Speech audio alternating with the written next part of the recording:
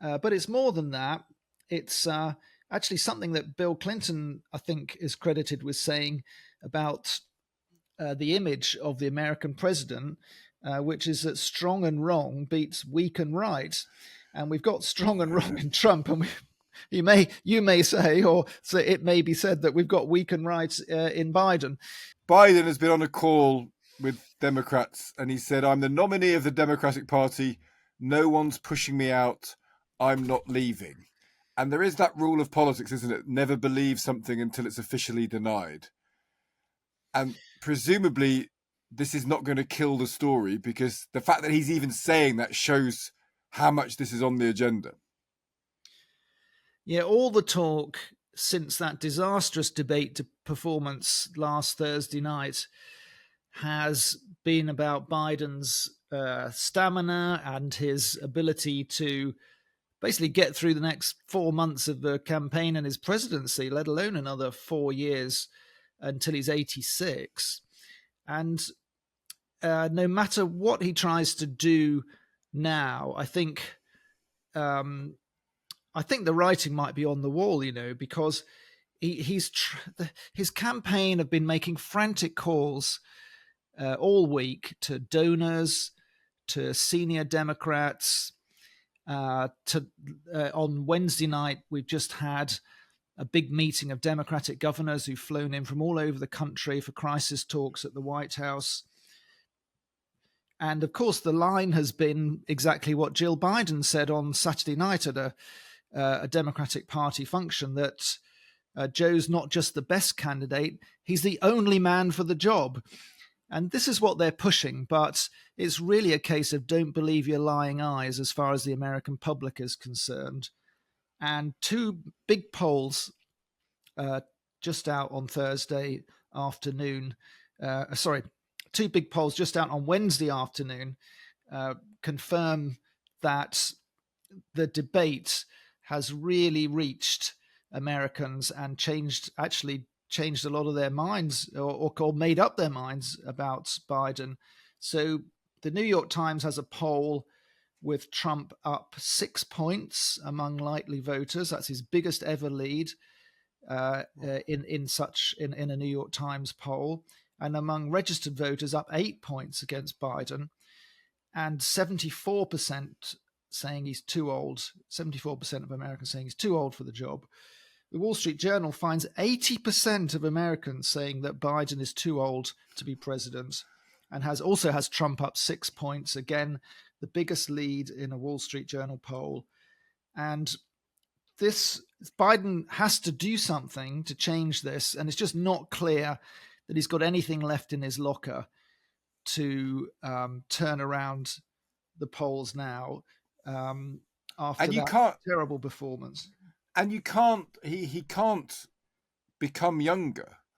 He can't change his basic characteristics. This is not a freak event either. This has been a building narrative of his presidency. So you can't really do anything, can you? He can't take an injection and become a different person. So, I mean, maybe someone's looking at that now. Some antler blood is being found or whatever. But these narratives that you've seen it, David, once they happen, they get stuck, and he'll have this narrative unless he quits, won't he? I think so, because a lot of Americans really tuned into this election for the first time at the debate. So 50 million watched live. That's a huge audience. It's the biggest audience CNN has ever had in CNN history. And what they saw, I mean, in a way, chickens came home to roost for the Biden campaign and the Biden people, who've been basically keeping him away and shielding him for so long from like real people or a challenging debate or a town hall or anything of that nature. He just doesn't do them. And that's why I say chickens came home to roost, because a lot of Americans won't have seen much of Biden on the stump, if you like, or speaking off the cuff, or in this sort of challenging situation since the last debates in 2020, which he won. And he was actually rather good, because Trump was absolutely crazy, especially in the first one. But this time it was totally the reverse story. All Trump had to do was basically stand there and suck his teeth, while Biden muffed one answer after the next and lost his train of thought and fluffed his opening and made a complete mess of his closing and spoke in a very hoarse whisper that has got all the Democrats a buzz on Twitter that CNN must have been fiddling with the controls in the studio. And it's just feels like the end game. It feels like it could be curtains for Biden pretty soon, to be honest. So the question will be, who could step in? First option, there's a vice president. He had a lunch with her yesterday. Why is Kamala Harris perceived as such a useless option? She's been invisible as a vice president. It doesn't feel like she's a dynamic figure in all of this. Is that true? Is that fair? Why is that? She simply hasn't been able to use the vice presidency to gain any traction with the American public, and has had a lower favorability throughout than Joe Biden with the general voters. She's quite liked within the Democratic Party. You can see them making a massive blunder here on the horizon. If Biden does go, it would be such the simpler option for the party just to switch to trade up for the vice president, who can get her hands on all the cash. You know, it's the Biden-Harris campaign that's raised all this money. But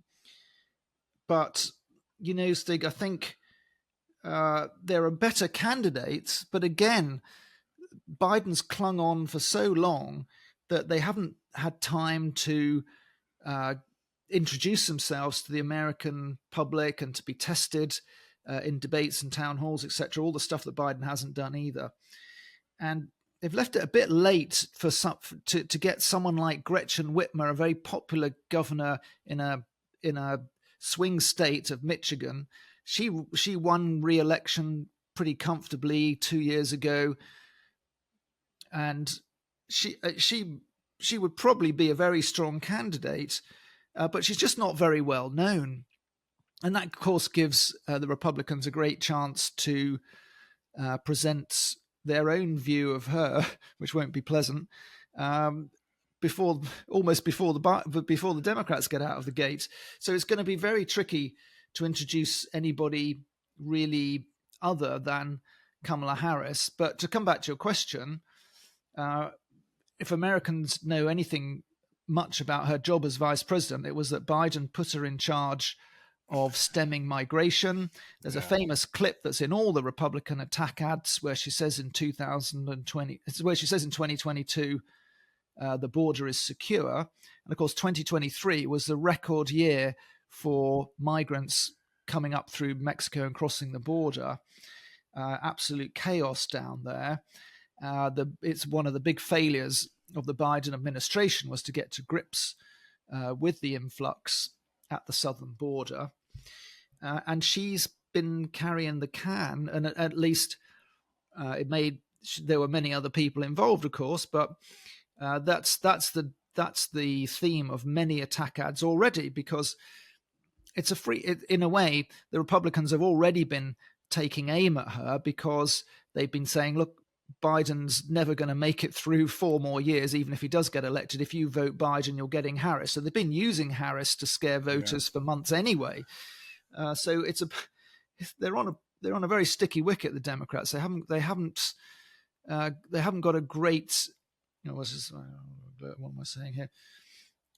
I've probably gone on for long enough about that, but yeah, I understand the point. I mean, I understand very clearly the point you're making. I mean, this does lead to which would be an ugly image of America to the world, of a man, Donald Trump, accused of sexual abuse, found by a court to have committed sexual abuse, found by another court to have libeled the victim of sexual abuse, beating a woman to be presidency, and America choosing never to have a woman president thus far in favor of a man widely recognized as someone who's committed crimes against women. I mean, that's a very odd look for the greatest democracy in the world.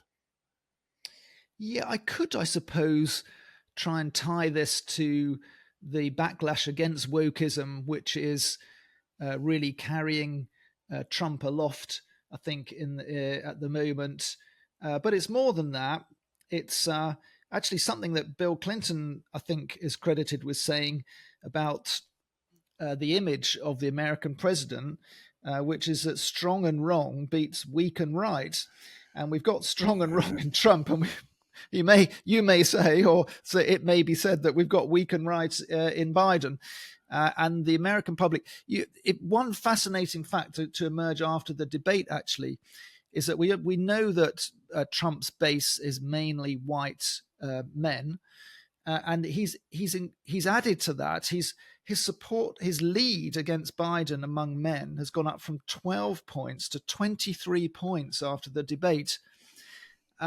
Basically, the American male voter, anyway, wants a strong appearing leader.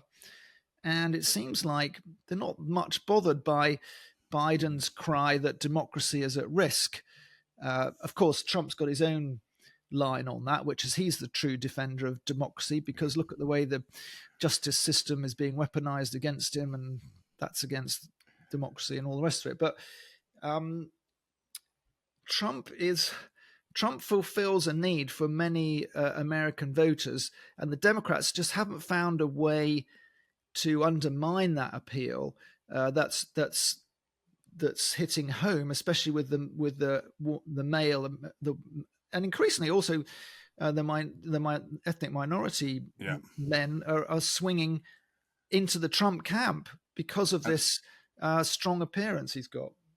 And they might have to find a brand new person to do it with, is the point you're making. What an extraordinary situation to follow. David, we're going to be following it with you as we go along. There's going to be more news on this undoubtedly in the days, you have to imagine, to come. Thank you so much for taking the time to talk to us now.